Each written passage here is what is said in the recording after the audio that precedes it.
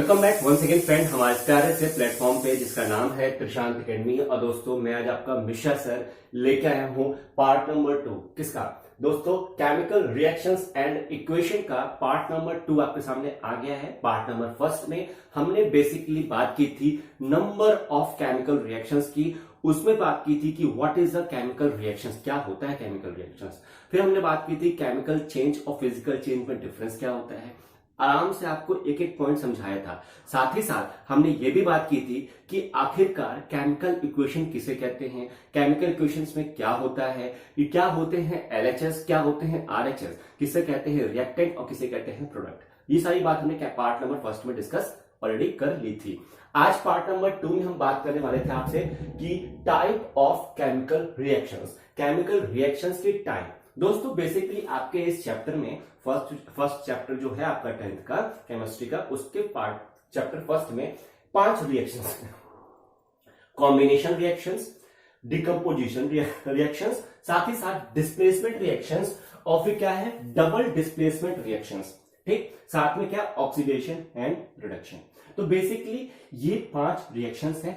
इन्हीं 5 रिएक्शंस का अलग अलग एक्सप्लेनेशन है। सॉरी, इन्हीं 5 रिएक्शंस का अलग अलग एक्सप्लेनेशन है ना। और अच्छी तरीके से आपको लैब में भी करके दिखाएंगे आपके फैकल्टीज जो आपके स्कूल में होंगे, और आपको अच्छी तरह एक्सप्लेन भी करेंगे क्लास में एज अ थ्योरेटिकल। अब मैं बताता हूं कि इसका कहां कहां पे आपको यूज होगा। सबसे पहली बात लैब में यूज होगा। दूसरी बात बोर्ड एग्जाम में डायरेक्ट क्वेश्चन आता है कि what is the difference between combination and decomposition reactions, आपको डिफरेंस लिखना पड़ेगा। फिर आएगा what is the difference between displacement and double displacement reactions. ये दोस्तों बहुत ही पेट क्वेश्चन होता है बोर्ड एग्जाम्स का, कि ये वो चेक करते हैं कि बच्चों को रिएक्शंस तो पता है सारे, लेकिन दोनों रिएक्शंस में डिफरेंस क्या है ये बेसिकली नहीं पता होता है, कंफ्यूज हो जाते हैं, है ना। तो इसके लिए हमें क्या करना पड़ेगा, हमें जड़ से पढ़ना पड़ेगा। ठीक है, वो तो ठीक है हम पढ़ लेंगे। अब सबसे खतरनाक ये रहता है कि बच्चों को ये नहीं पता चल पाता कि ऑक्सीडेशन और रिडक्शन में बेसिकली होता क्या है। तो ये भी बहुत अच्छा रिएक्शन है ना। तो ये सारी चीजों को आज हम बेसिकली हम इसका एक ब्लूप्रिंट तैयार करेंगे। ठीक है, एक्सपेरिमेंटल तो हम बाद में देखेंगे, इसका हम स्टार्ट करेंगे ब्लूप्रिंट कैसे, वो देखिए। सबसे पहले बात आती है कि कॉम्बिनेशन रिएक्शंस। कॉम्बिनेशन रिएक्शंस नाम से आपको समझ में आ रहा होगा कि कॉम्बिनेशन, व्हेन कॉम्बिनेशन मतलब कोई दो चीज को जुड़ना, है ना। कॉम्बिनेशन कॉम्बो हो रहा है ना, एक चीजें थी कंबाइन हो रही है। तो कॉम्बिनेशन रिएक्शंस में होता क्या है, the reactions in which two और मोर रिएक्टेंट, मैंने आपको रिएक्टेंट और प्रोडक्ट के बारे में बता दिया था, है ना। तो व्हेन टू और more than two reactants combine together to form a product, it is known as combination reactions. ठीक है, कैसे देखिए, मैं यहां पे लिख रहा हूं, यहां पे ध्यान से देखिए, टू और more reactant combine to form product is called combination reaction. ठीक है, when two or more product reactants combine to form a product is called a combination reaction. अब देखिए इसको मैं एक ब्लूप्रिंट की तरह कैसे तैयार करूंगा। यहां लिखूंगा A, यहां लिखूंगा B। अभी जो मैंने आपको प्रीवियस वीडियो में समझाया था वो ऐसे ही था, ए और बी, टू और मोर रिएक्टेंट बोले है ना, तो यहां पास 2 रिएक्टेंट हो गए, ये आपस में कंबाइन होके क्या बनते हैं, सी। ठीक है, तो ये क्या बन गए, ए प्लस बी क्या बन गए, सी बन गए। तो ये 2 रिएक्टेंट आपस में कंबाइन हो रहे हैं। वह 2 रिएक्टेंट्स आपस में कंबाइन होते हैं तो दोनों का पहले बॉन्ड ब्रेक होगा, एटम्स जो इलेक्ट्रॉन्स है वो बॉन्ड ब्रेक करते हैं। उसके बाद वो जब नया प्रोडक्ट बन रहा होता है, सी बन रहा होता है, तो उस टाइम दोनों के बॉन्ड आपस में इंटरचेंज होते हैं और आपस में उनकी बॉन्डिंग होती है। तो first the bond break and then the bond make, है ना।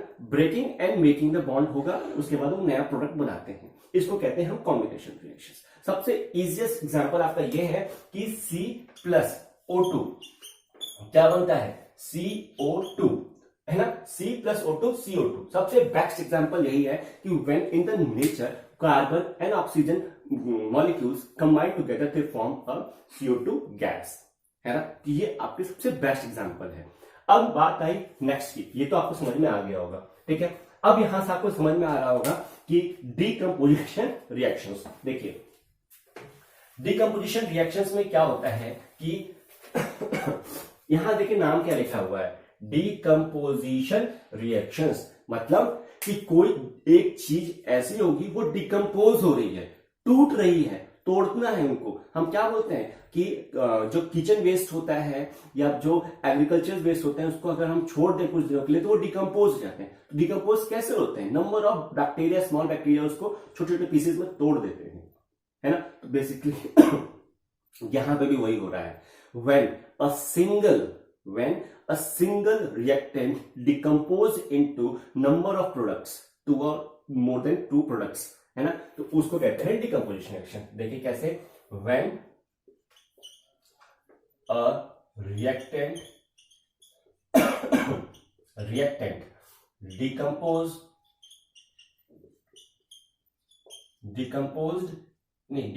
ही होगा केवल, ठीक है, डिकम्पोज इनटू टू और मोर प्रोडक्ट, ठीक, इसको कहते हैं डिकम्पोजिशन रिएक्शन। अब उसमें होगा क्या, बेसिकली आपने सी अभी बनाया था ना, सी क्या ब्रेक होगा, ए प्लस बी में। सी कैसे ब्रेक हो गया, ए प्लस बी में। अब ये इसको हम केमिकली लैब में कैसे देखेंगे, आपको अगर मैंने दे दिया कैल्शियम कार्बोनेट, क्या दे दिया, कैल्शियम कार्बोनेट, उसको अगर उस कैल्शियम कार्बोनेट के क्रिस्टल को अगर मैं हीट करूंगा टेस्ट ट्यूब में लेके और उसको मैंने हीट करके एक्सपेरिमेंटली चेक किया, तो क्या देखा कि अगर मैं यहां पे कैल्शियम कार्बोनेट लिया, उसको मैंने हीट किया, तो क्या हुआ, कैल्शियम ये आएगा, ठीक, प्लस CO2 आएगा, ठीक है। तो ये क्या हो गया, कैल्शियम कार्बोनेट, इसको कहते हैं लाइमस्टोन, और ये कैल्शियम ऑक्साइड है ना, इसको कहते हैं स्लेक लाइम या सॉरी क्विक लाइम, है ना, और ये कार्बोनेट गैस। तो आप देख रहे हो कि एक सिंगल था, है, ये टूटा और दो प्रोडक्ट में बन गया, इसको कहते हैं डिकम्पोजिशन रिएक्शंस। समझ में आया, यहां तक तो ना डिकम्पोजिशन रिएक्शन। अब यहां पे बात आई डिस्प्लेसमेंट रिएक्शंस की, किसकी बात आई, डिस्प्लेसमेंट रिएक्शंस की। आइए उसको भी देख लेते हैं फटाफट। इसका डिस्प्लेसमेंट आपको समझ में आ रहा होगा, डिस्प्लेसमेंट मतलब क्या, कि एक जगह से दूसरी जगह पे जाना, है ना।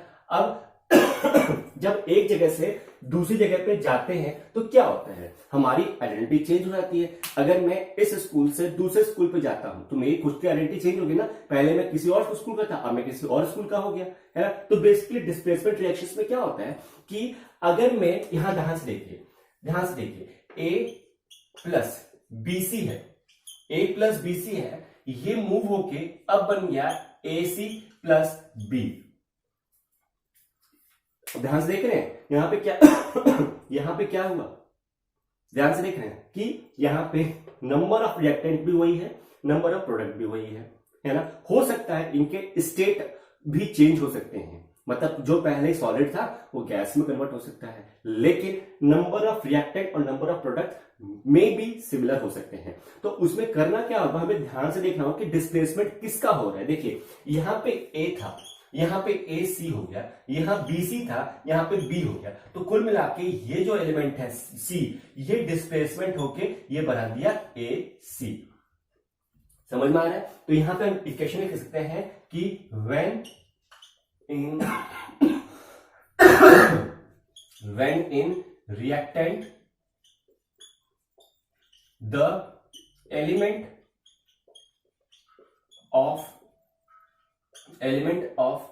element in a reactant the element are displaced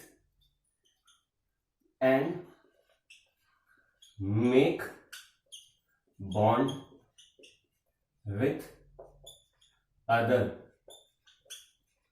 element to form different product. When in reactant the element are displaced and make bond with other element to form different product, इसको कहते हैं हम डिस्प्लेसमेंट रिएक्शन।